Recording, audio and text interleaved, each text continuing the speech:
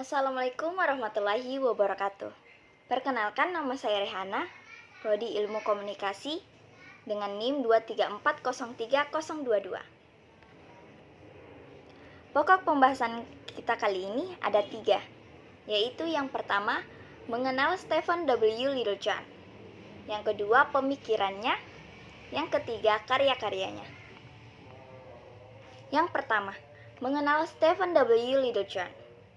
Stephen Littlejohn, PhD, University of Utah, adalah konsultan manajemen konflik, mediator, fasilitator, dan pelatih.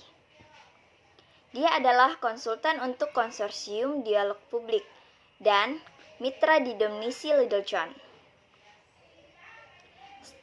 Stephen adalah salah satu penulis Moral Conflict When Social Worlds Collide Sage 1997. Dan telah menulis banyak buku dan artikel lain tentang komunikasi dan konflik. Dia adalah seorang profesor komunikasi di Humboldt State University di California. Dan saat ini menjabat sebagai adjunct profesor komunikasi dan jurnalisme di Universitas New Mexico. Beliau telah melakukan penelitian mengenai mediasi dan manajemen konflik selama 19 tahun dan aktif sebagai mediator selama 8 tahun. Stephen telah menjadi konsultan untuk klien seperti Wekoyat Summit, Alliance for Constructive Communication, Kota Cupertino, Columbia Basin College, dan Washington State University. Dalam bukunya yang berjudul Theories of Human Communication, Littlejohn menyajikan suatu subbab yang berjudul Philosophical Issues in the Study of Communication, yang menelaah teori dan proses komunikasi dengan membagi menjadi 3 tahap dan 4 tema. Tahap pertama adalah metateorikal, kedua hipotetikal, dan ketiga deskriptif. Sedangkan 4 tema itu adalah epistemologi, pertanyaan mengenai pengetahuan, onologi, pertanyaan mengenai eksistensi, perspektif, pertanyaan mengenai fokus, dan aksiologi, pertanyaan mengenai nilai. Yang kedua, pemikiran Stephen W. Littlejohn. Komunikasi menurut Littlejohn dapat digambarkan dalam matrik persilangan antara tingkah laku sumber pesan dan tingkah laku penerima pesan sebagai berikut.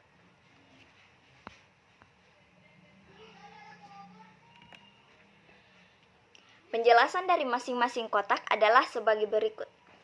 1A. Tingkah laku dengan gejala tidak terasa, seperti Anda menguap, tetapi tak seorang pun yang melihatnya. Kebanyakan orang sepakat jika hal ini bukanlah komunikasi. Atau setidaknya, hal ini bukan komunikasi interpersonal, tetapi mungkin dapat disebut dengan komunikasi intrapersonal. 1B. Gejala-gejala terasa yang terjadi sambil lalu.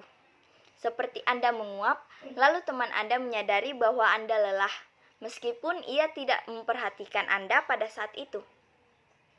1C. Gejala yang diterima ketika itu juga, seperti Anda menguap, lalu teman Anda bertanya, "Apakah cerita saya membosankan?" 2A. Pesan-pesan nonverbal yang tidak terasa. Seperti Anda melambaikan tangan kepada teman Anda, tetapi ia tidak melihat Anda. 2B. Pesan-pesan nonverbal yang bersifat sambil lalu. Seperti teman Anda menyatakan, "Maaf, saya tidak membalas lambaian tanganmu, tetapi saat itu saya sedang memikirkan sesuatu dan tidak menyadari kalau kamu melambai ke arahku sampai saya berbelok di ujung jalan itu." 2C. Pesan-pesan nonverbal yang diterima ketika itu juga.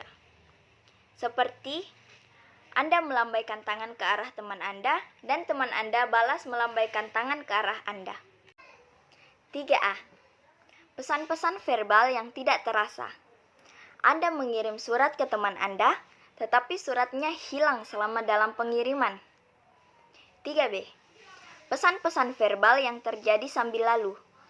Anda mengomeli putri Anda karena telah menjadikan ruangan berantakan Dan meskipun ia tahu Anda sedang berbicara dengannya, namun ia tidak benar-benar sedang memperhatikannya.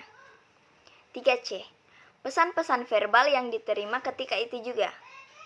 Anda berpidato di depan sekelompok orang yang memang ingin mendengar apa yang Anda harus katakan. Yang ketiga, karya Stephen W. Littlejohn.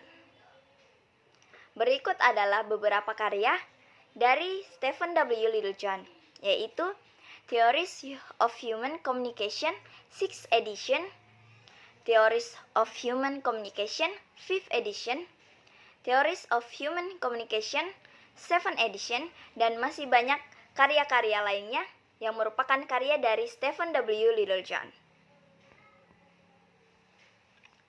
Berikut penjelasan saya mengenai Stephen W. Littlejohn.